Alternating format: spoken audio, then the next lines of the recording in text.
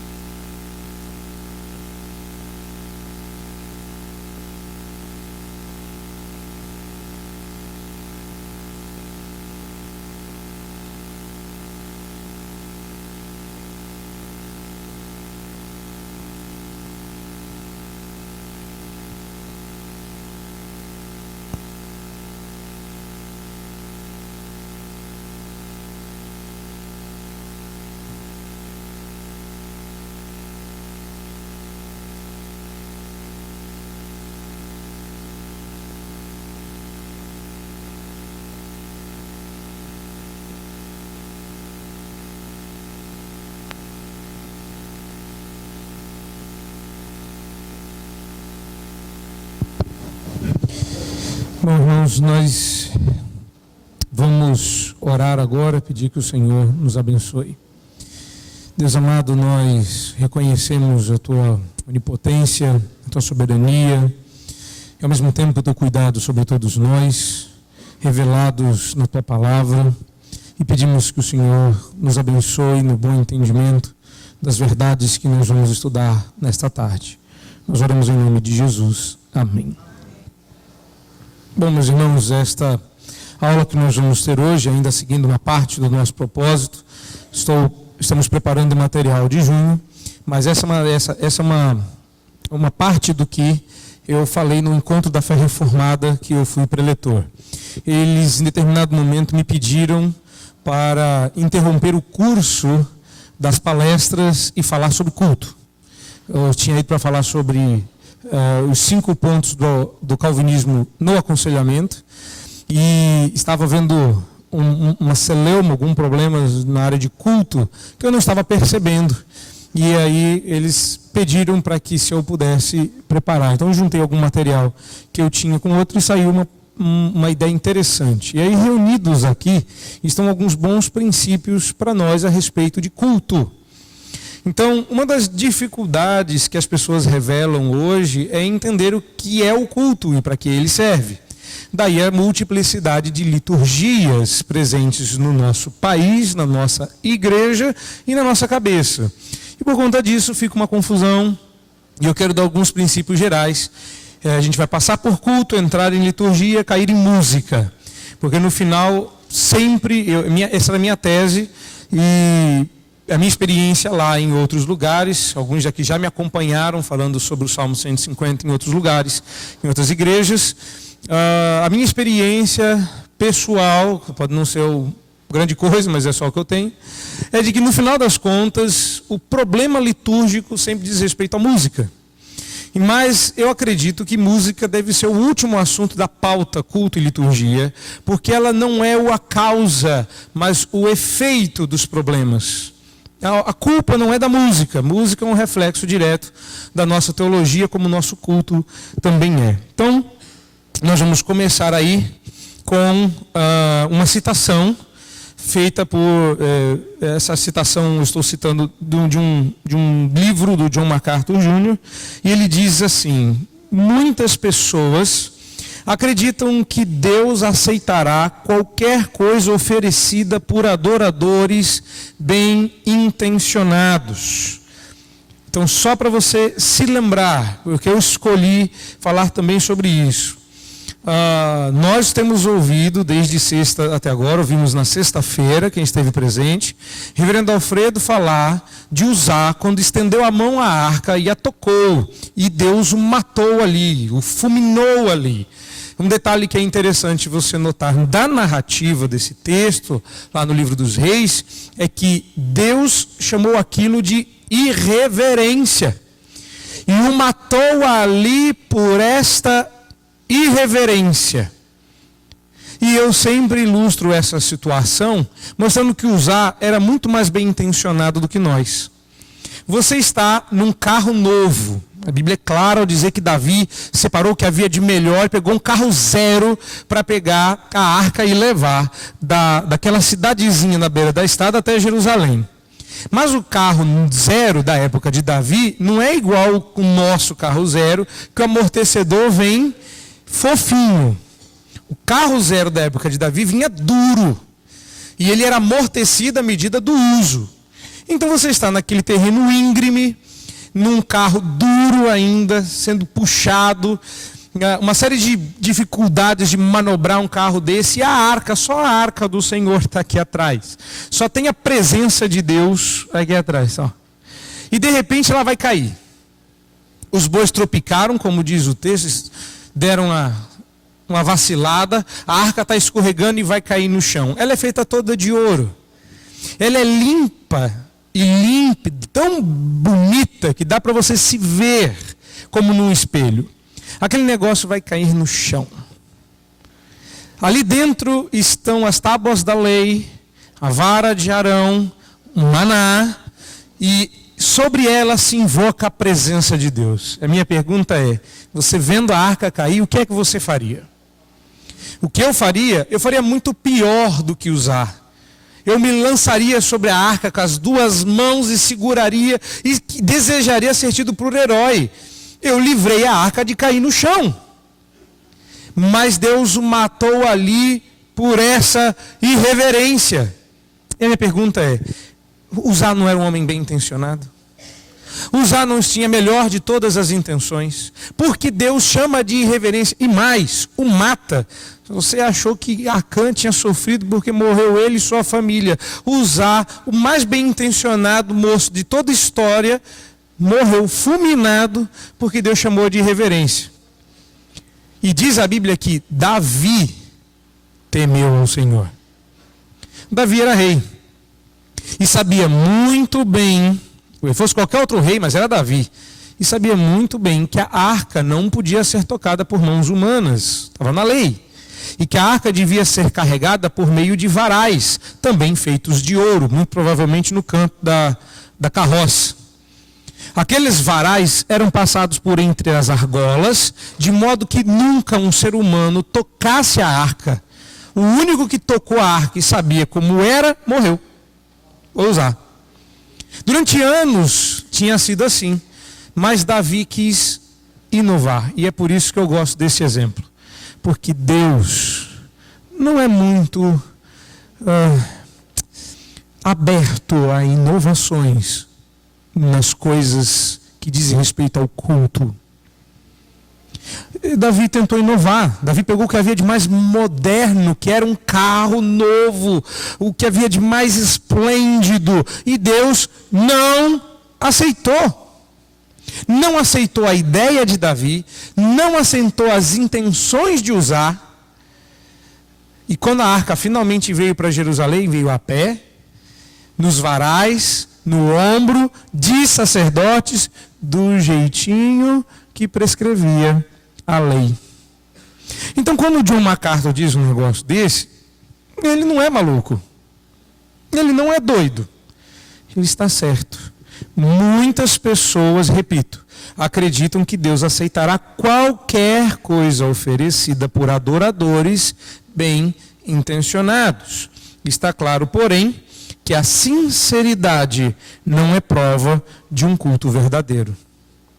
Isso é chocante, porque se você parar para pensar, e esse é o argumento do eu não estou com o coração aqui, isso é o argumento de entregar folheto no carnaval, né? Isso é o argumento de estou na danceteria, mas meu coração está na igreja.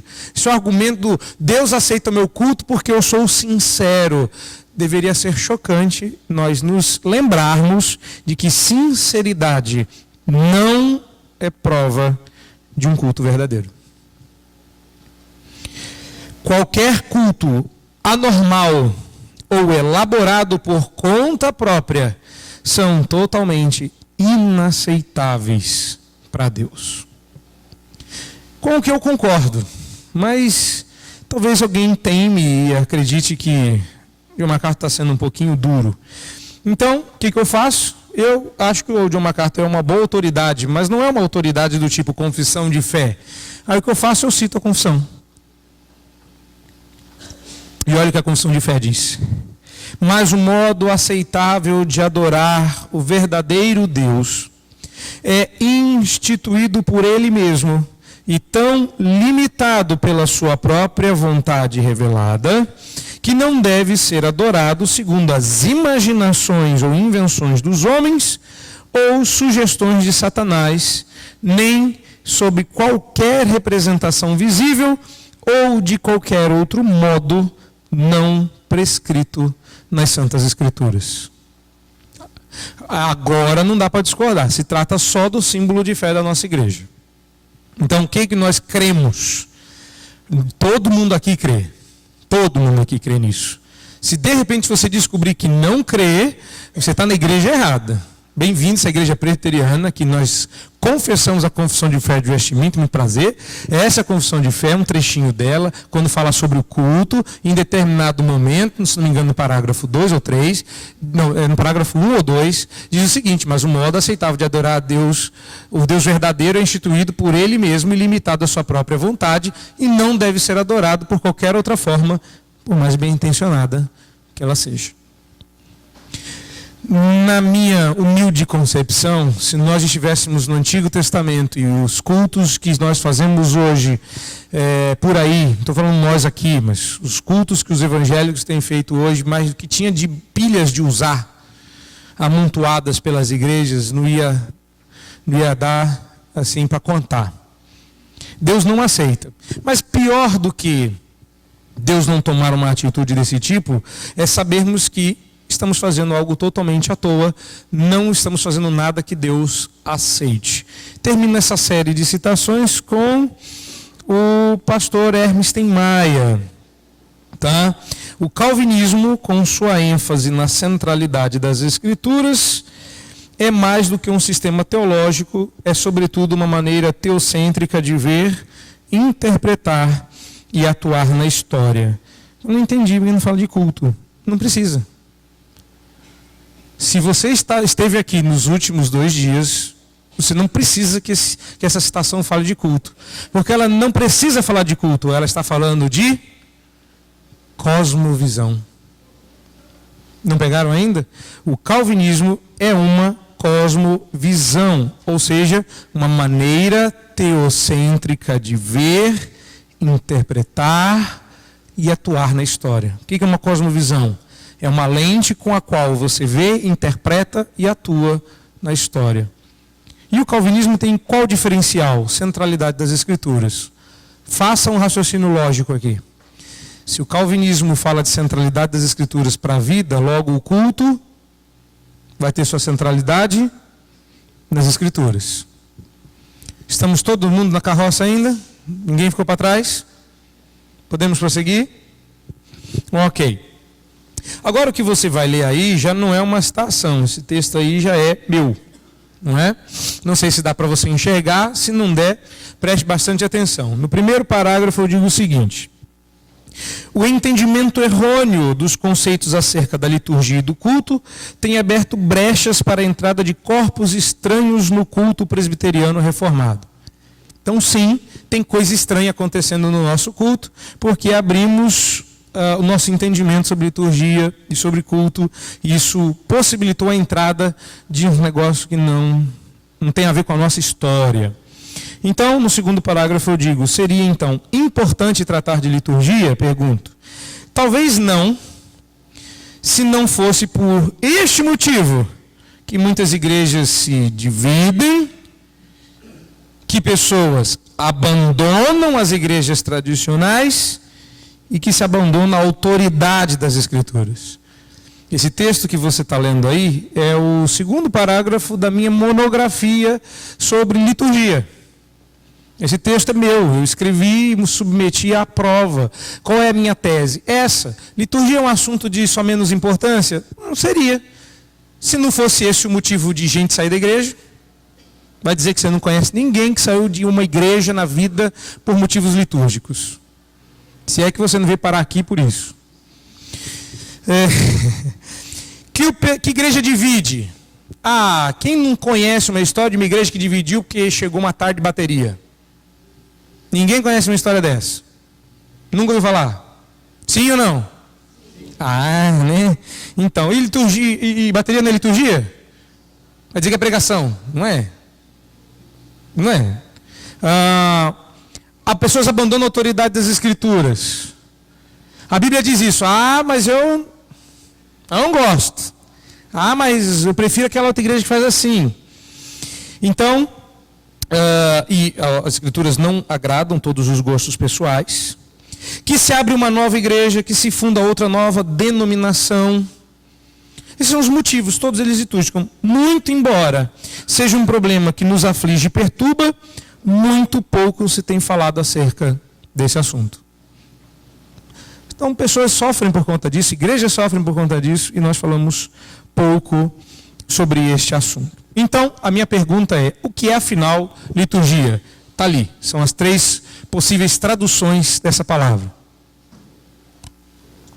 Traduções, exatamente. Porque liturgia, na verdade, não é português. Liturgia é uma palavra grega. Então, se você parar para pensar, você conhece mais de grego do que você imagina.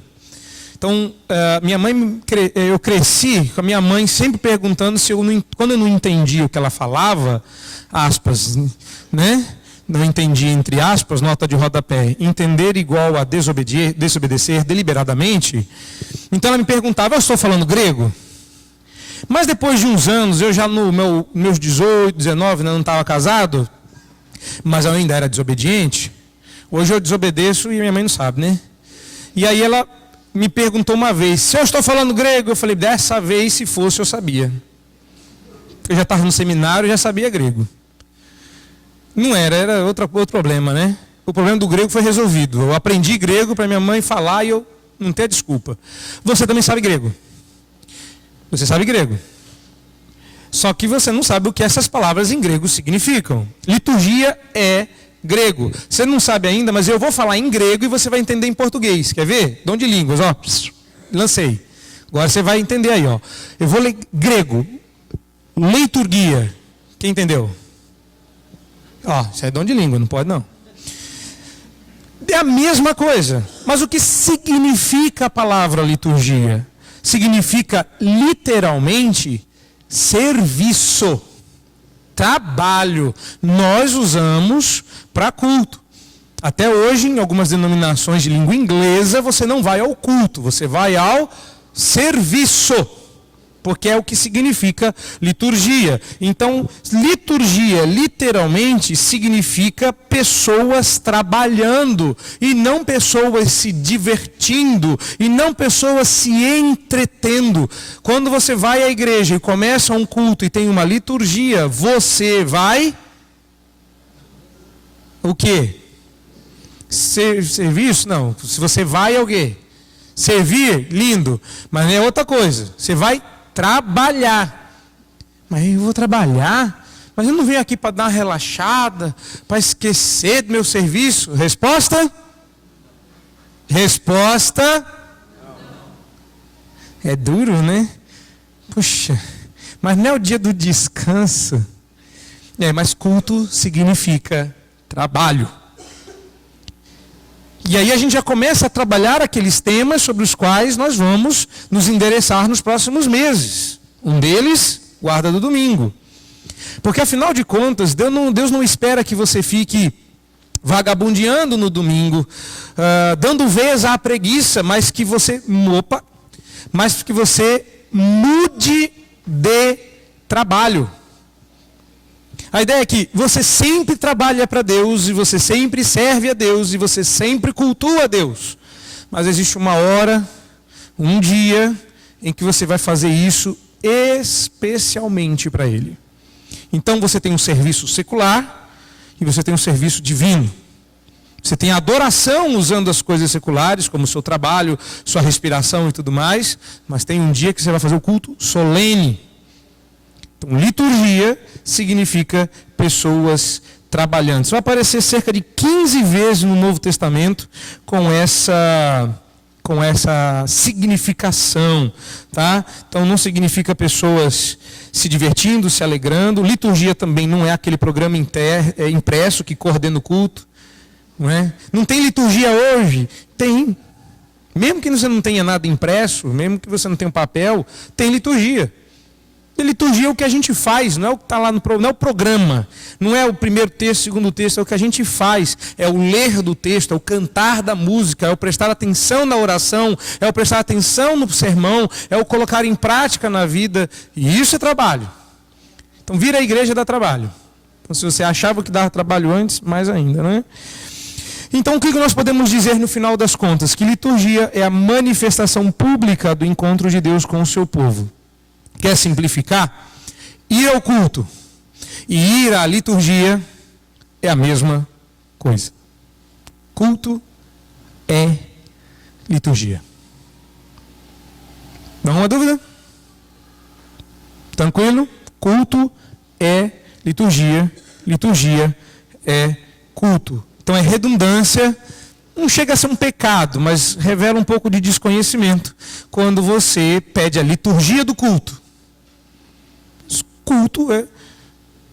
Qual é o nome do seu nome? É a mesma coisa de perguntar qual é a liturgia do culto. Se é liturgia, é culto.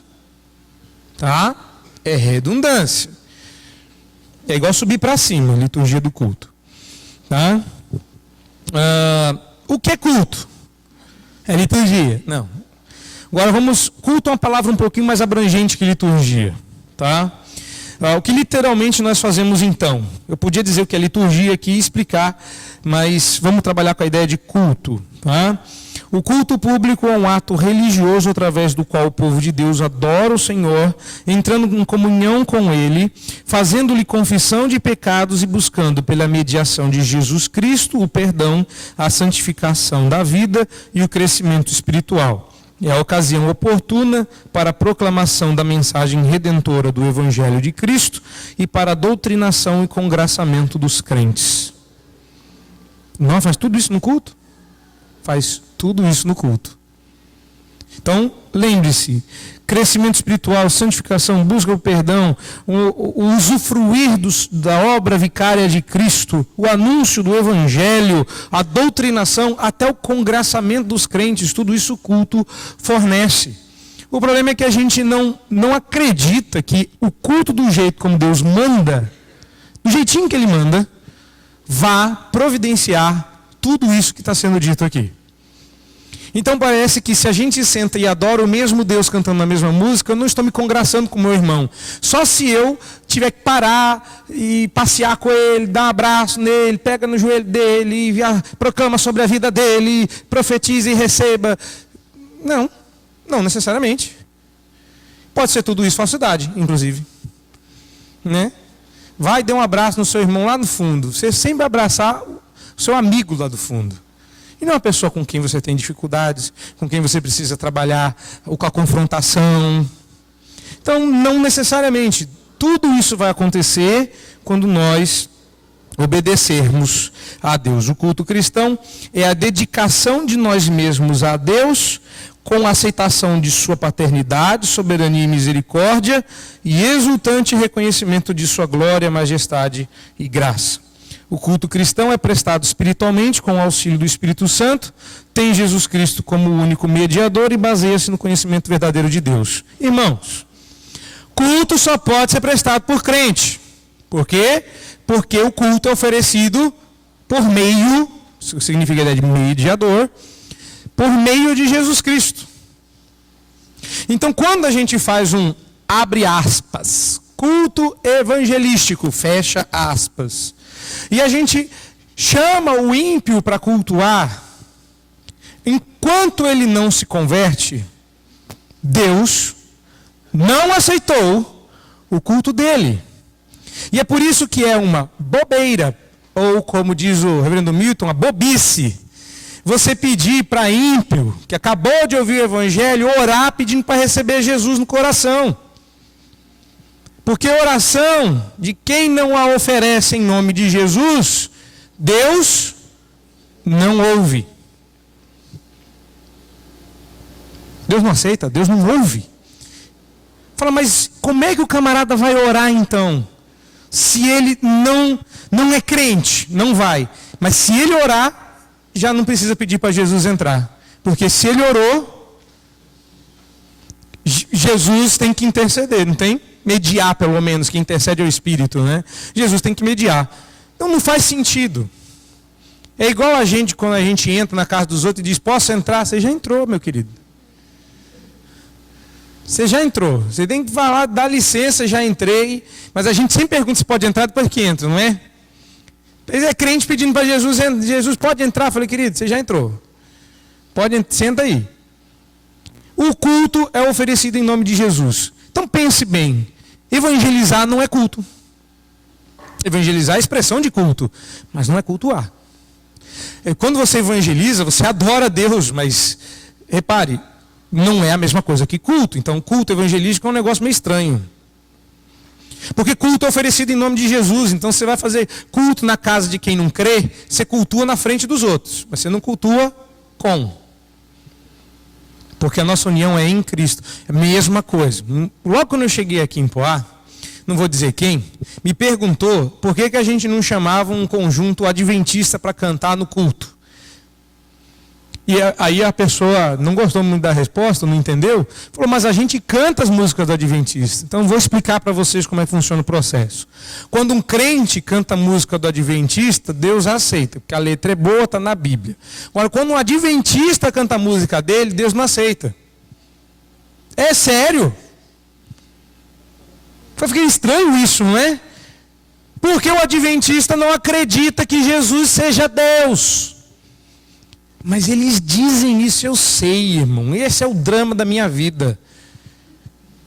Eles dizem, não é só da minha, não. Mas eles parecem crente, pastor. Eu sei. E eles chegam tão próximos do céu, mas aí eles param no sábado e não vira. Se é em nome de Jesus, que dia que o culto tem que ser prestado?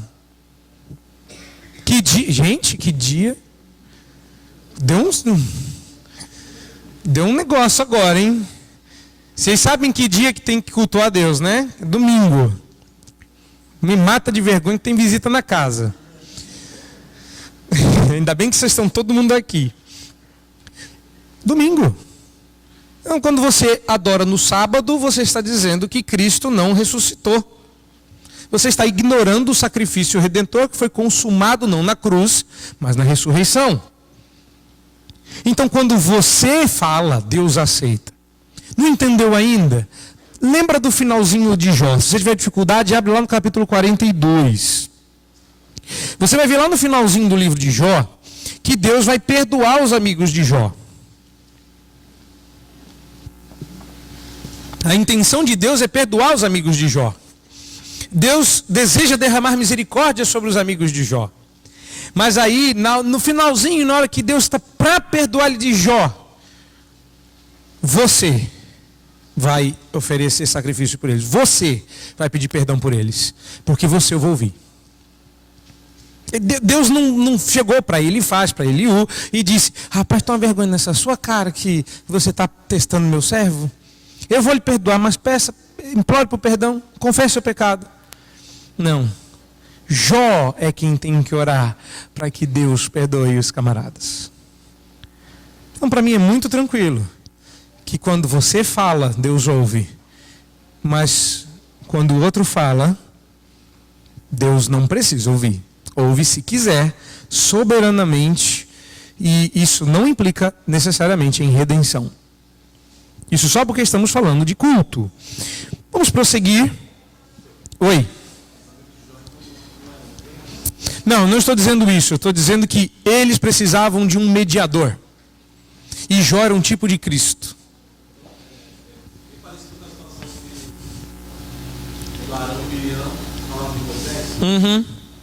Bem parecido mesmo. Sim, bem parecido. Precisavam de um mediador. E o mediador era Moisés. Sem dúvidas. Nada do que fazemos é mais importante do que a adoração. Cultuar é a razão de ser da igreja. Então a igreja está aqui para fazer o quê? Para evangelizar? Não. É legal que eu falo, o povo nem reage, né? A igreja está aqui para fazer ação social? Não. A igreja está aqui para doutrinar? Não. É só o que a gente faz. A igreja está aqui para estudar a Bíblia? Não. Para que a igreja está aqui? Para adorar a Deus. E no processo de adoração, ela tem que evangelizar, porque Deus quer que a gente reúna os eleitos para se curvar diante do Cordeiro antes do fim. Nós queremos adorar a Deus, mas para adorá-lo em espírito e em verdade, precisamos conhecê-lo, e a doutrinação é necessária, portanto, o estudo da palavra. Tudo o que a igreja faz, evangelizar, ação social, nomeie o que você quiser, tudo o que a igreja faz é para servir ao seu propósito de ser uma comunidade adoradora. Adorar é a missão da igreja. Então, adoração é a nossa prioridade. Não vai dar para chegar na questão das músicas.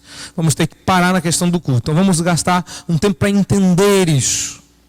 O que é que Deus espera de nós? Que nós cultuemos. Repara ali no segundo parágrafo. A adoração é nossa prioridade máxima. Por quê, pastor? Pense. Mas pense um pouquinho.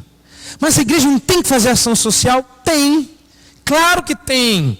Mas um dia não haverão mais pobres entre nós. E nesse dia, se a missão da igreja for servir ao pobre ou assistir o necessitado, quando não houver mais necessitados, quando não vai haver necessitado? Vai eleger alguém novo na presidência? Não. Quando a igreja for para o céu, e nós todos estivermos com Cristo gozando de sua glória e graça, não haverão mais necessitados, nem pobres, nem doentes. Então, hospital presbiteriano, desnecessário no céu. Projeto de assistência social presbiteriano, desnecessário no céu. Porque a missão da igreja é evangelizar. Missões é a veia central, é a horta da igreja. Não é.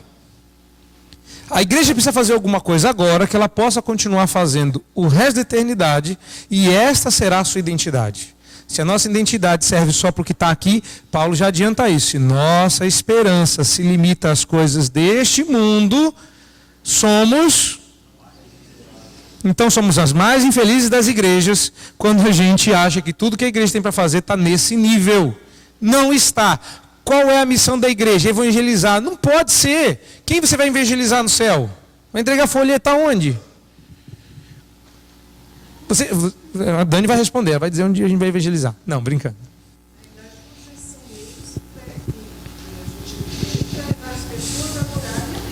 Isso. Aí você tem um motivo para isso. Isso. Exato. Tem significado quando eles são meios e não um fim em si mesmo. Esse é o meu ponto. A nossa motivação maior é a adoração. Então ontem, como foi assim, um bálsamo para minha jovem alma, pegar um pastor mais velho e dizer: nós não evangelizamos primariamente porque amamos as almas. Falei, é isso. Eu estou ensinando isso há tantos anos, já estava achando que eu estava maluco. Porque as pessoas vivem dizendo que amam as almas perdidas, e isso não entra na minha cabeça. Desde que eu virei calvinista, né? Que quando eu era arminiano, isso entrava na minha cabeça. Mas, gente, como pode? Ninguém ama mais essas almas do que o Deus que enviou o seu próprio Filho para salvá-las. Vem eu dizer que as amo? Olha, eu evangelizei gente que eu não queria que se convertesse. Você já evangelizou gente assim, que você queria que fosse para o inferno?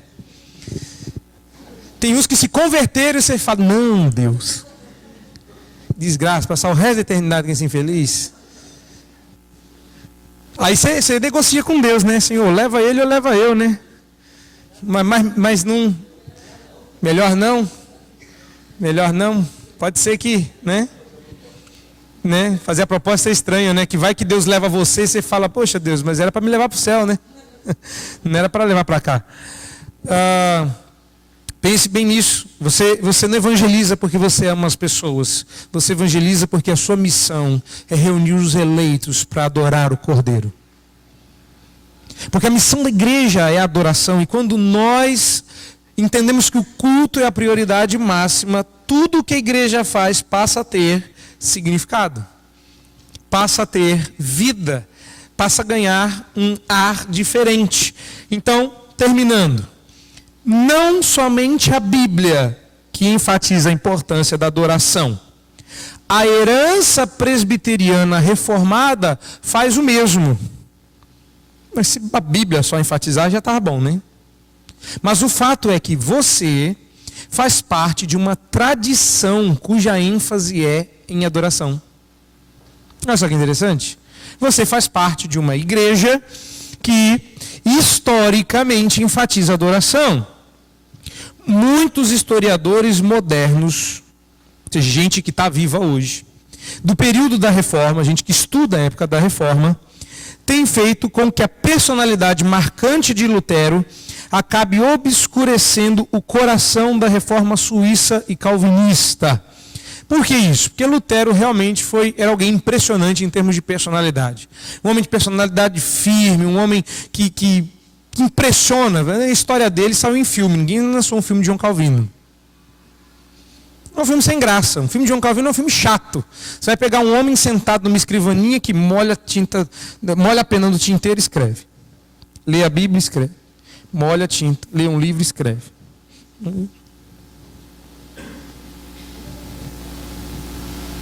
É chato, né? Você viu que emocionante esse filme? Olha o fim do filme. Ele fecha o esboço. Você pode imprimir para mim, que eu quero publicar esse livro. Imprimir não, né? Na época, né? Imprimir. Fui anacrônico agora, né? Mas a imprensa, graças a Deus, existia e deram um jeito lá de aspas, imprimir, né? De publicar o livro. É um filme chato. Mas a história não é. Toda a história não é. Daria um belo filme. Não seria um filme de ação, como é o filme de Lutero, mas é um filme com profundidade teológica maior. O foco dos reformadores suíços e de João Calvino, terminando lá no finalzinho, o foco deles era a adoração. A pergunta que incomodava o coração deles era: como Deus deveria ser adorado? Essa é uma pergunta que para muitos hoje não faz o menor sentido. As pessoas não querem saber como Deus quer ser adorado. Elas querem adorar a Deus. Pois existe um modo errado de adorar o Deus verdadeiro. Agora eu vou só pincelar o que você já tem ouvido aqui. Deus não aceita quando o culto não é oferecido segundo as regras dele. Dentro, agora pensa para o outro lado, que aí fica para o próximo domingo. Mas dentro das regras de Deus, Ele nos dá total liberdade. Você é livre. Pense num transatlântico enorme, daqueles que você sonha um dia que aportam de vez em quando lá no Rio. Então, quando você passar por ele, você fala, lembra, profetiza sobre a vida do transatlântico. Brincando, não pode não, que é pentecostice. Você conhece um transatlântico? Sabe como é que é o tamanho daquele barcão? Tem piscina, tem shopping, tem tudo lá dentro. Então pense no seguinte, a missão não é sua. Quem determina os rumos daquele navio é o capitão. O capitão não é você, nem é o pastor da sua igreja, mas é o dono da igreja. O nome dele é Jesus Cristo. Então quem determina esses rumos são ele. Não interessa para onde você corra. Se você decidir ir contra as orientações do navio, você vai pular fora desse barco e vai cair dentro d'água e vai afogar. Mas dentro do barco, Deus te dá a liberdade de você ir para um lado e para o outro, usufruir de tudo o que tem ali, porque Ele já pagou a sua entrada. Só o que você não pode fazer é quebrar as regras. Quebrou a regra sendo filho de Deus, vai ficar preso até a viagem acabar. É o que a Bíblia chama de disciplina. Quebrou as regras, não é filho de Deus, nem de bote você é posto para fora. Tchau. Isso é exclusão. Se houver outro navio, igreja passando, e você for um eleito, você será resgatado. Mas a boa porcentagem das pessoas ficam na água. Então, dentro dos limites, Deus nos dá liberdade. Dentro dos limites. Que limites são esses? Isso é assunto para a próxima aula. Dúvidas? Vocês ficaram quietinhos hoje? Semana que vem nós vamos falar sobre música. E vamos terminar com liturgia. Então, semana que vem temos 2 assuntos. Hoje falamos sobre liturgia e culto. Falaremos sobre música. Terminaremos com liturgia. Só que na próxima vez vai ser prático. Então, eu vou dar alguns exemplos de como liturgia é concebida, para os irmãos terem uma ideia. Pois não, presbítero Eliseu?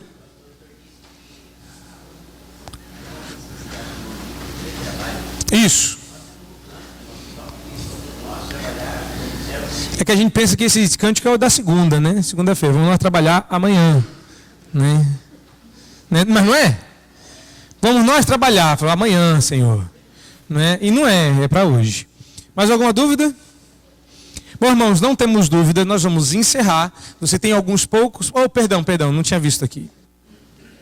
Pois não? Se o verso 6 de João 3 pode ser bem encaixado nisso que o senhor está falando. O que é nascido da carne é carne, e o que é nascido do Espírito é Espírito. Eu acredito que sim, porque o texto está falando do entendimento. Então, quando a gente entende as coisas que Deus fala, isso é o Espírito de Deus iluminando o nosso espírito. Mas a ideia é essa. João está falando de nascer de novo, João 3, não é? É o encontro de Jesus com Nicodemos, está falando de nascer novamente.